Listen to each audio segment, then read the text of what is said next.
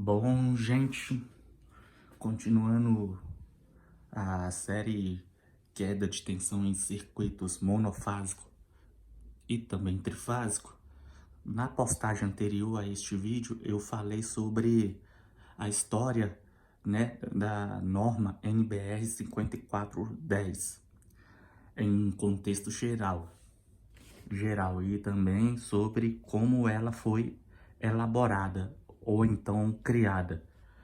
Já neste vídeo de hoje, vou dar um exemplo sobre o que acontece com a carga indutiva referente ao efeito subtensão, tensão abaixo do normal, né? Provocada devido a uma distância excessiva da fonte de alimentação, podendo ser um quadro de distribuição bem dimensionado, lógico. Aí vou apenas generalizar, sem citar dados técnicos de uma carga, ok? Bom, vamos lá. Após vocês conhecerem a queda de tensão, a norma, a introdução, né, da queda de tensão, aí eu vou falar aqui, né, um exemplo genérico apenas. Uma carga indutiva, uma bomba ou até mesmo um motor instalado em um local muito distante da fonte, independente da tensão que for chegar no local da carga, lá onde está o motor, ela vai, né, solicitar a corrente para realizar o trabalho de potência, para a carga, o motor, uma bomba, manter a mesma potência de trabalho, né? Com a, como a mesma vai obedecer o critério de, de quanto menor a tensão no terminal do motor, maior será a corrente solicitada neste mesmo motor, né? Resultando no aquecimento do bobinado e uma possível queima prematura do motor, salvo se o mesmo não tiver proteção, como fusível térmico ou então relé térmico.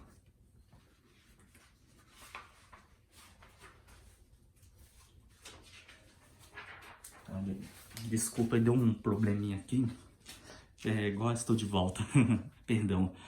Esta regra é válida também para outros equipamentos, como por exemplo em aparelhos eletrônicos, pois se estes mesmo receberem uma subtensão, que é a tensão abaixo do indicado nestes equipamentos, podem sofrerem danos ou então funcionarem de forma incorreta. E é claro que o efeito contrário, se a tensão da rede fosse maior do que a tensão nominal da carga, o motor ou então o aparelho, também ocorreria o problema de queima destes equipamentos. Portanto, a verificação da queda de tensão é feita após a obtenção da seção com a capacidade corrente suficiente para resistir à corrente corrigida e superar a corrente nominal do disjuntor dimensionado. Baseados em estudos técnicos, científicos ou normativos, concluiu-se que a queda de tensão não pode exceder 5% entre o ponto de entrega da rede e o ponto de utilização do cliente. Depois eu mostro para vocês, ou no outro vídeo, se o vídeo ficar longo, mostro no outro vídeo, qual é este ponto de entrega, tá, pessoal? Isso, e o ponto de utilização são as cargas, tá? O ponto de utilização são as cargas, chuveiro, eletrodoméstico, motor, esses são os pontos de utilização, podendo ser uma lâmpada também, né? Isso tá lá na norma, tá?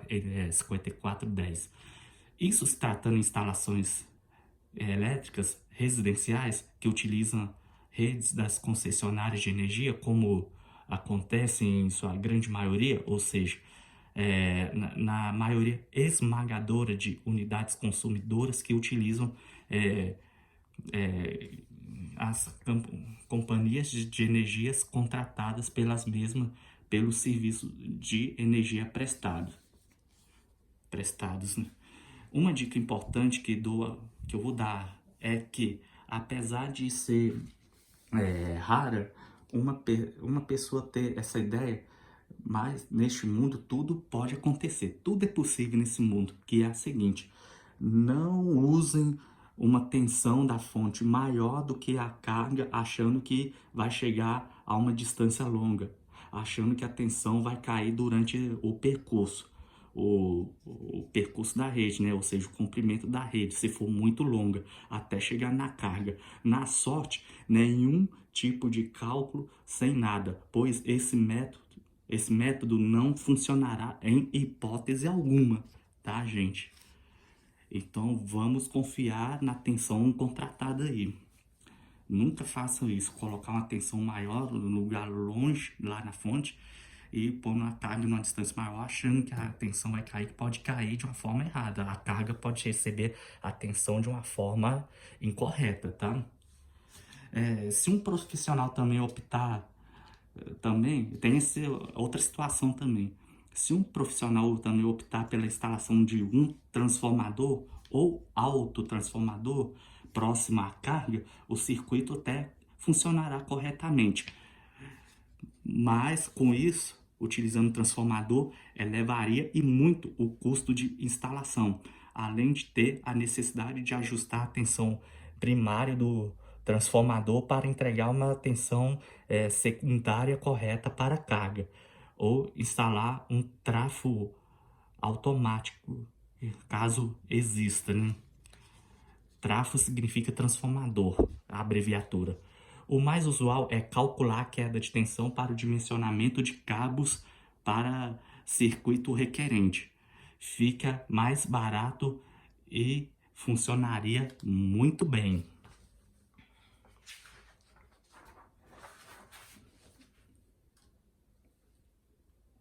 Vou acender a luz aqui que tá meio escuro. Gente, eu sei que o vídeo está longo, mas eu vou colocar mais uma observação referente ao assunto queda de tensão. Uma observação aqui. Uma fonte disponível pela companhia de energia, que pode ser a saída lá do medidor de energia ou quadro de medição, né? Ou quadro de medição, onde naturalmente fica o dispositivo registrador de consumo de energia, manifestado por meio de numerais, pelo qual os profissionais da empresa de energia, conhecido por leiturista, têm o acesso ao consumo de energia desta unidade consumidora ou cliente através deste aparelho e, consequentemente, os mesmos fazem a leitura dos dados numéricos deste medidor de energia e logo fazem o processo de emissão da conta de energia através do consumo em quilowatt-mês realizado pelos clientes destas empresas de energia. Portanto, essa fonte da unidade consumidora, conhecida popularmente por padrão da concessionária energia, entrega 127 volts ou então 220 volts monofásico, podendo ser também 220 volts trifásico, dependendo da necessidade do cliente em conjunto com quem for fazer o levantamento de carga para este mesmo cliente, né? Dependendo do comprimento do percurso ou se a propriedade da unidade consumidora for muito grande, considerando a distância entre a fonte, que é o medidor de energia, e a carga, ou então cargas, que são pontos de utilização, né? Igual eu falei mais cedo, né? Pontos de utilização, que é motores, lâmpadas, tomada, etc. Dependendo da situação, podemos chamar também de potência instalada. Potência instalada. A tensão pode chegar abaixo ou muito abaixo de 127 ou 220, que pode fugir da tolerância estipulada da norma NBR 5410 ou concessionárias de energia. Geralmente, a tolerância de queda de tensão exigida pela norma é de no máximo 5%. 5% entre o ponto de entrega, que eu vou falar depois, se não for nesse vídeo, vai ser no outro vídeo, explicar mais sobre o ponto de entrega, onde situa-se este ponto de entrega, né? Entre o ponto de 5% entre o ponto de entrega da unidade concessionária de energia e a carga ou pontos de utilização. O ponto de entrega só explicando aqui mais ou menos, a entrega, o ponto de entrega, é a conexão entre a rede da concessionária, como a CEMIG, por exemplo, que é aqui em Minas Gerais, né, com a rede da unidade consumidora, que é a rede do cliente, né, podendo ser uma casa, um pequeno comércio, indústrias, né, é a unidade consumidora. O ponto de entrega geralmente é concentrado lá no alto do poste da unidade consumidora, né? Igual eu já falei, situado antes do quadro de medição. Lembrando que o quadro de medição também é chamado de medidor de energia da unidade consumidora, né? Ou seja, casa, prédio, oficina, comércio, etc. Desde que seja individualizada pela respectiva medição, né? Tem que ser individual, né? O padrão, né? O medidor de energia, cada casa tem que ter a sua, né? É o recomendável, né? Mas na prática, existe 2 casas ou até 3 casas que utilizam o mesmo medidor de energia. Reforçando que o ponto de entrega é a conexão entre o sistema elétrico público com instalações utilizadas de energia elétrica do consumidor. Já a potência instalada, que eu mencionei anteriormente, é a soma de todas as potências nominais de todos os aparelhos elétricos pertencentes a uma instalação. O circuito de distribuição é o circuito que sai do quadro de medição, representado pela sigla QM. Depois eu vou mostrar, tá ali naquele diagrama em bloco ali. Depois eu vou mostrar, se não for nesse vídeo, para o vídeo não ficar longo, eu falo na próxima gravação, né? Então, voltando aqui, o circuito de distribuição é o circuito que sai do quadro de medição representado pela sigla QM, Q de quanto, M de Maria, que também é conhecido por medidor de energia ou padrão de energia. E vai até o quadro de distribuição ou então o quadro de distribuição geral. Podem ser quadro de distribuição parcial ou quadro de distribuição geral, que são representados pela sigla QG ou QDG. Já os circuitos terminais são os circuitos elétricos que saem do quadro de medição, quadro de distribuição, perdão. Vou falar de novo aqui, repetindo. Os circuitos terminais são os circuitos que saem do quadro de distribuição, que são circuitos comandados pelos disjuntores que alimentam tomadas de uso geral, tomadas de aparelhos elétricos abaixo de 10 amperes, né? Iluminação, tomadas de uso específico, como chuveiro e outras cargas acima de 10 amperes, obviamente de maneira geral, né? Esse é o circuito terminal. Inclusive, a NBR 5410, lá no item 6.2.7.2, determina que a queda de tensão nestes circuitos terminais não excedam a 4%. Agora, uma pergunta difícil. O que faz comunicação entre o disjuntor e o quadro de medição e o quadro de distribuição, consequentemente, a comunicação entre os disjuntores de quadro de distribuição até os pontos de utilização? Bom, a resposta são os meios físicos poucos conhecidos como condutores elétricos, que também são poucos conhecidos por cabos elétricos. Brincadeira, tá, gente? Logicamente, o cobre, logicamente é de material cobre, pois os condutores de alumínio são aplicados parcialmente em estabelecimentos industriais e comerciais, conforme diz a NBR 5410, itens 6.2.3.8.1 e 6.2.3.8.2. Daí o dimensionamento de no máximo 5%. De maneira geral, se considerando o ponto de entrega até ao ponto de utilização, vocês podem conferir lá na norma os itens 6.2.7.1 e 3.4.3 para o ponto de entrega, e 3.4.5, 3.4.6, 6.2.7.1, 9.5.2.3 e 9.5.3.1 para o ponto de utilização.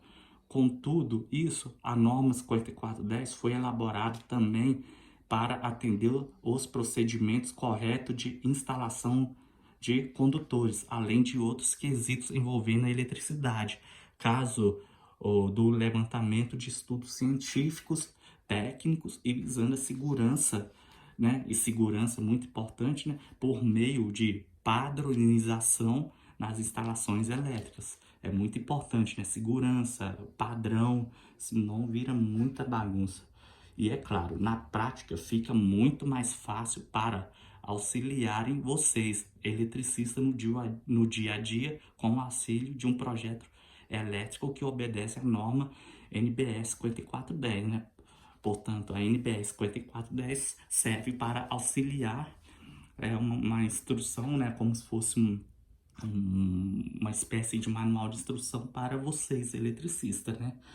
Logicamente, existem outros fatores para considerar o dimensionamento dos cabos, como o fator de agrupamento, né? Fator de potência, fator de demanda, fator de temperatura, mas como falei em um dos vídeos anteriores, eu vou abordar estes fatores somente nos próximos vídeos em somatório com o tema abordado, né, para o vídeo não ficar longo, que eu vou focar apenas na queda de tensão, conforme havia dito nos outros vídeos, né, a queda de tensão para condutores.